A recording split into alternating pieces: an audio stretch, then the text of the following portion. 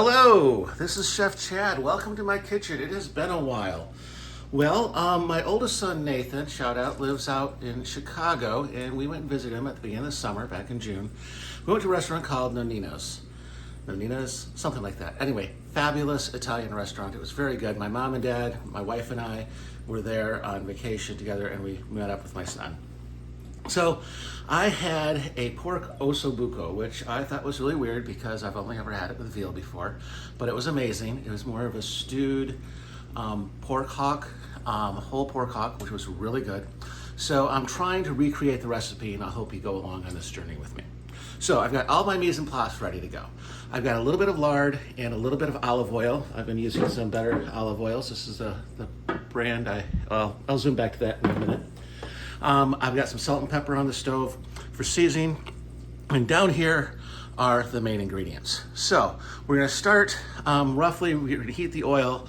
I've got these pork hocks, which I have, sorry about that, which I have seasoned with some salt and pepper. And I'm letting those sit. Let me get back into focus here. I've got a new camera stand, which is not as clumsy friendly as the other one was. This one's an actual floor model. So anyway, back to that. So I'm gonna sear those on all sides. You'll be watching some of that. Then I've got some fresh garlic chopped up. I'm gonna saute that. Over here, I've got carrots, onions, celery, and green pepper. We're gonna give that a good saute. And then we're going to deglaze the pan with some white wine. I am using a cupcake Pinot Grigio. That's what my mother-in-law drinks, and that's why I keep white wine in the house for cooking and for her. Then I've got some tomato sauce from some fresh Roma tomatoes that I cooked down into a ground tomato paste or sauce. I've got some canned tomatoes. Those are actually from pick your own big box wholesale warehouse store that you would like. I've got some cardamom, I've got some chicken broth. Once we get all of that together, we're gonna put a lid on it with some fresh thyme and fresh rosemary, which is then going to go into a long, slow cook in the oven, which is gonna make that pork super tender. It should be just falling off the bones by the time we get that. We'll set those aside, make a sauce out of what we have left from the drippings. And then we're gonna finish it off. I've got some fresh basil back here. I've got a little bit of a pistachio basil pesto that I made. It's really good on pizzas, thanks to my mom who was on vacation and suggested that to me. And then I've got some flat leaf parsley, shredded Parmesan, and some lemon zest, which will just kind of go over the top just to give it a light little freshen up. So we're going to get started. All right, here we are. I've got my olive oil and I've got some lard that I rendered myself in here. Of course I did, because everybody renders their own lard when they get extra pork. But anyway, I've got that going. It's gonna start sputtering a little bit because there's a little bit of liquid in there. And then I'm gonna take these lovely pork hocks and get them to start sizzling in this hot fat, just to kind of give them a brown and get them seared on the outside. So I did check the other day, made sure they all fit. Well, not the other day, earlier today. So I've got those in there. They have a nice big bone in the middle. The bone is gonna cook, the gelatin is gonna come off of the bone, gonna thicken the sauce, and everything should just be fabulous. So I'm gonna kick this into high gear and go a little fast forward, and we'll be back shortly.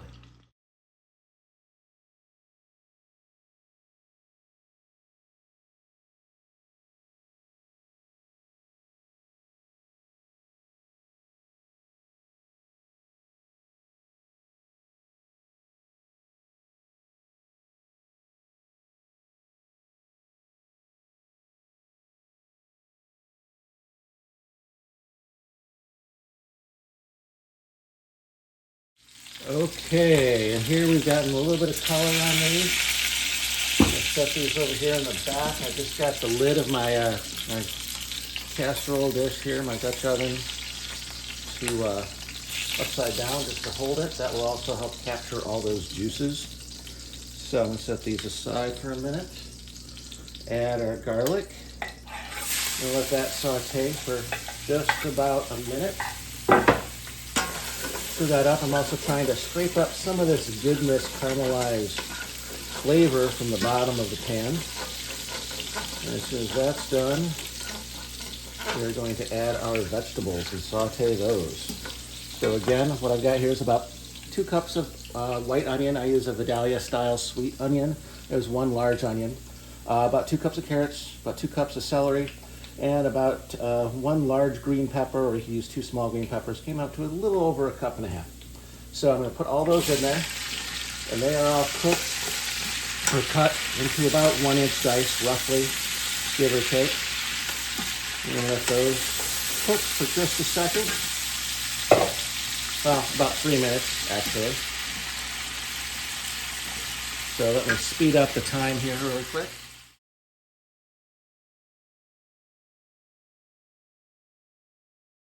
Okay, it's been about 3 minutes.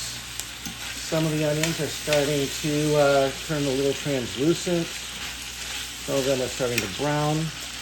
So now we're going to add about 1 cup of white wine. That's about 1 cup. That's the Julia Child method of measurement. You could also take a drink here if you wanted. Okay, and let that go. That wine, the acid from the wine is going to combine. Anything brown and stuck to the bottom is going to come up. And we're going to add our good tomato sauce. Again, this was from some Roma tomatoes that I slow cooked over a low heat for about 3 days to get this beautiful dark paste. There were a couple sweet Italian peppers chopped up and put in that sauce too, just to add a little flavor. And they were so red, they just looked perfect with the tomatoes. Here's some diced tomatoes I am adding. Give that a good stir. Let that tomato juice penetrate and get all the way out to the edge of the pan. I'm using tongs. You could use a spoon if you're more comfortable with it. The danger with tongs is if you lose them, they can spring out and end up splattering all over the place, which I do more often than not, but I do have to clean up after myself. So here we go. Again, it's starting to look like a stew. This is some fresh chicken broth. Add about 2 cups. And it was a chicken broth that I made. I had a lot of extra wing tips, so there's a lot of gelatin in that to start with. So I'm really thinking this sauce is going to be really have a great mouthfeel. With that gelatin from the chicken, which was then further reduced, it'll be further reduced more. We're going to get the gelatin from the bones of the pork hocks. And we've got about 1 tablespoon of dried coriander, and I'm going to mix that in there. And we're going to let this come to a boil, and we're going to let it reduce. I want it to reduce about 1/2 inch or so. So we'll get this up to a good boil, and then we will be back.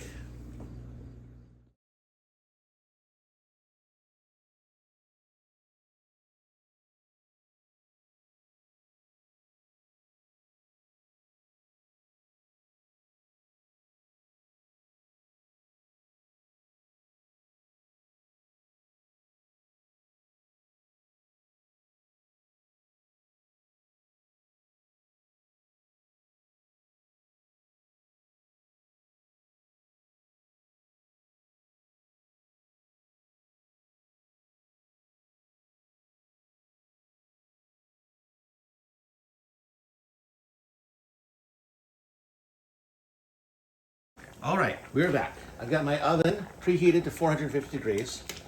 I have added just a little bit of salt and some fresh cracked black pepper to this. It's reduced a little bit. I'm going to put these in here carefully. I'm hoping that I won't overflow the pan. Set those kind of right on top.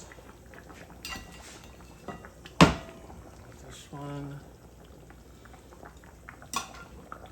This one. It's about as much as that pan will take. I'm not going to use the lid right now. Give it just a little sprinkle of salt, a quick cracked black pepper. Turn that off so it stops bubbling. I'm going to move that into my 450 degree oven with my sprig of rosemary and fresh thyme from the garden. Cook those down just a little bit. And I'm going to cook this. As soon as I put it in, I'm going to drop it from 450 degrees to 300 degrees. I just want to shock it. That'll sear the top of the meat just a little bit more. And then it's going to cook for a good couple hours. Once that liquid reduces a little bit, I'll probably put the lid on it, get some steam built up in there, which will continue to cook it. It's probably going to cook about 4 hours total. It's 12:30 right now, so we'll probably be ready for dinner by 6 o'clock by the time we let it sit, shred some of the meat off there, and then we will add our accompaniments and serve it with some pasta. So, I just got a new couch delivered, so I'm going to go take a nap. See you later.